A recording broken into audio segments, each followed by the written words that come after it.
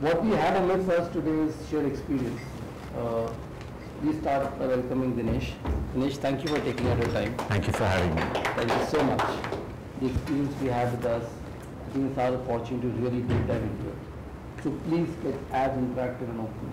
We've shared as per tradition and ASCENT, we've shared the questions that many of you have raised with Dinesh. We're going to try and make this as relevant to what we want to take away from here. So over to Dinesh. Thank you all for having me. What I thought we'd do today is just try and make this as interactive as possible. So I deliberately haven't created a PowerPoint and have everyone look there, etc. I have prepared a few introductory comments, which I'll go through now. I've also reviewed the questions that you have all put together. In terms of raising capital, really as I saw the questions, a lot of them were oriented towards equity, right? And so I said, let me first start by explaining the context of an investor, which is what I am and have been for a number of years. Because we all tend to look at things from our own perspective, and I think it is always helpful to look at it from the other perspective, because then you can relate and sort of problem solve, so to speak. So the moment that you think of bringing in outside capital in terms of equity, you're really inviting somebody to be a part of your business, a part owner. But remember, they are coming into a business that is typically not listed, so it's private. Each of you own it, run it, it's your lifeblood, it's your first child in many cases. And they typically have a minority position. So our court system being what it is, whatever the legal agreements, the moment you have to refer to a legal agreement, it's all over, right? I mean, we know how it works. So yes, people spend time on the legal agreements just because they have to, but what's going through the mind of an investor is, oh my gosh, what if something happens, right? I mean, either the person kills the money, or there's just gross mismanagement, or they're thinking in terms of, how do I protect my interests, where I really have, once I write the check, I have very little control, no matter what the agreement says. So I think it's, and I understand from the entrepreneur perspective, because I have been that as well. I had a startup in Silicon Valley, I raised external funding. You are thinking, oh my gosh, I'm bringing in this big bad investor. They're going to come and try and take control of my company. They're going to block me at every stage. They're going to, if I want to go to the toilet, they want me to ask them. All that goes through your head as well. So both sides approach this from a little sense of, there's a trust issue, if you will. To make it worse, an equity investor is going to want an exit. They're not coming in for you to be with you necessarily through your generation and for you to pass it to your kids, and that's not their game. Typically, these are folks who have raised money from others. It's not their money, right? I mean, and so they have a fiduciary responsibility to return that capital at some defined period of time back to their investors. And by the way, those investors can be all, meaning I'm sure some of you have invested in PE funds and venture funds and so on. So it's really your money that's going in from this pocket to that pocket, so to speak. You want your money back at some point, right? Absolutely. And even where it's an individual, like a high net worth individual who says, I'm not going through a fund structure, so they want the option. They may stay with you for 10 years and 15 years and 20 years, that's fine. But they want the option to be able to exit. And that's a very, very important point to make, right? So the moment you think in terms of raising equity, you have to think in terms of, this is not unlike a marriage, which hopefully is for life. This is something where it's a marriage, but with a defined timeline. It's almost like saying we've signed a prenuptial agreement which says that we will separate at some point. So now the question is, okay, if I'm going to separate, how do I do that in an amicable manner which meets both sets of requirements?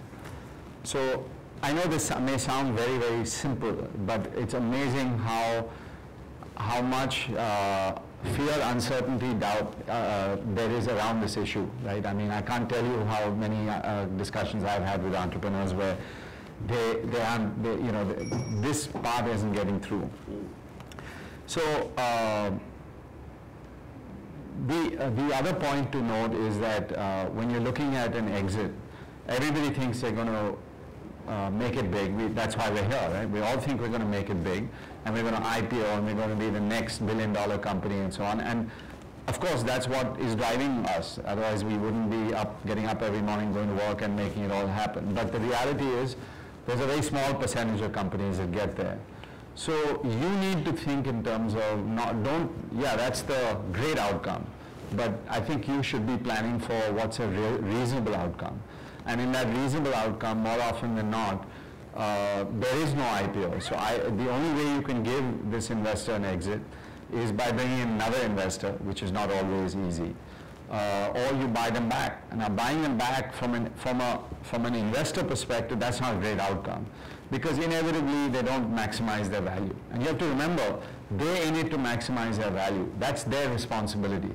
Just as your responsibility is to grow the company and maximize your value, their responsibility is to maximize the value, whether it's their money or their investor money.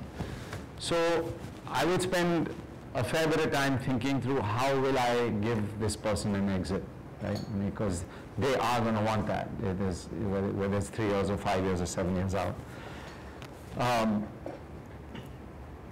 The other thing to note is that exit will perforce, they'll want to see a path to a good return. And by that I mean, again, as entrepreneurs, and I put myself in those shoes, because I have been, and I started my own company about 5 years ago, so I am an entrepreneur as well. Look, by nature we have to be optimists, right? Otherwise we wouldn't be doing what we're doing. So inevitably we think the future is bright, and you always see this hockey stick curve, right? That I'll get this capital, and then that's going to give me the impetus to suddenly grow at 30, 50, 80. But life is not always like that, right? I mean, so what if it's not that? What if it's a more steady rate of growth? So it's a good outcome, but not what will this business be worth on exit, right? Because that investor is thinking in terms of, you have to keep in mind how they're thinking of it. And they're thinking of it saying, I'm going into typically a much smaller company than the private sector, than the public companies are in this space. And there are a lot of execution risks. There is management risk in terms of typically the management bench and depth is not what it is in the larger companies. So I can put if I want to go into, say, a logistics business, right, or as we were just discussing, right, what's a comparable, there may not be a direct comp, but there'll be others that have similar characteristics. So I can go and invest in an individual business that's listed and earn the return from that. Or at the most simplistic level, I put my money into a Nifty-based ETF, right? I'm sure you're familiar with ETFs. Yes. And I don't have to worry about it, because I know that over time, while it'll go like this, over time since 1991, I got 15+% by keeping my money in equity markets, right? So the starting point for an investor is, okay, I know I can do that. That's the simplest form of equity, because that's what they're doing. They're taking equity in your company. Now let's build atop it. So to adjust for illiquidity, to adjust for the company size, to adjust for execution risk, I need to see, I'm just making this number up, 25% annual rate of return. You really have to hold a mirror to yourself and say, can I deliver that? Because if you can't, and that should not be at that best case, because that is what's going to lead to tears, and problems down the road. One of the questions was about how, let me refer to it specifically. One sec. What is the impact of weaker legal recourse in India on growth capital coming to Indian entrepreneurs? I think the biggest reason that we've got into this legal issue is that exits. Our markets, we all think in terms of the future so bright, but if you really go and look at the history of venture and private equity funding in this country, which is now about maybe, depending on where you want to take it, it's at least 15 odd years old, maybe longer. The track record of exits, I'm saying at an industry level, is pathetic, is absolutely pathetic. And again, keep in mind, it's your money. You have put money into those firms, and you're sitting, you go back and look at your own portfolios, and if you've invested in a PE fund 8 years ago, my guess is you got back maybe 20-30% of your capital, right? Whereas if you compare to what you could have done, even through the 2008 crisis and so on, what you would have earned in the public markets, there's no comparison. You know? Frankly, PE and venture as an asset class doesn't make sense objectively. If you look at the past track record, it makes no sense.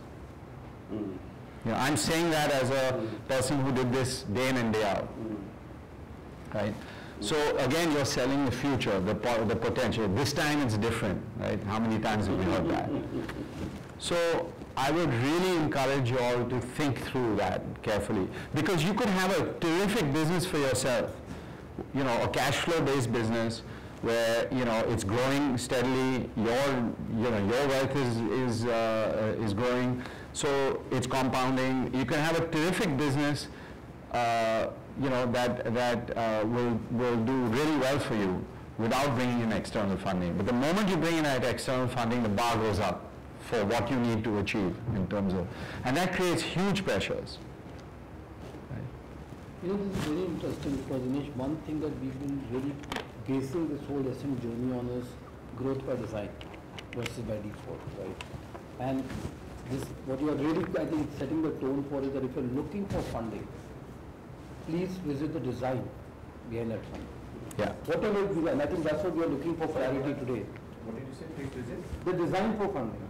What is your design? It may not just be because the trend is, you know, go for venture capital. I think that design has to be well thought through. I think that's the key point that Dinesh has highlighted. Yeah, and that design, you know, A, you have to be brutally honest with yourself. Yeah. And B, it's not a pitch. It's not, don't put it together as a pitch, as a sales pitch. I think that's a complete disaster in waiting. So put it together in terms of what you really believe. And you can say that, look, here's a base case, here's a pessimistic case, here's a base case, here's an optimistic case. You can do that, but you know, you can't only have the optimistic case. And get it vetted. Get it vetted by your peer group here. Get it vetted from friends, advisors. You know, there are enough people, I'm sure each of you can consult.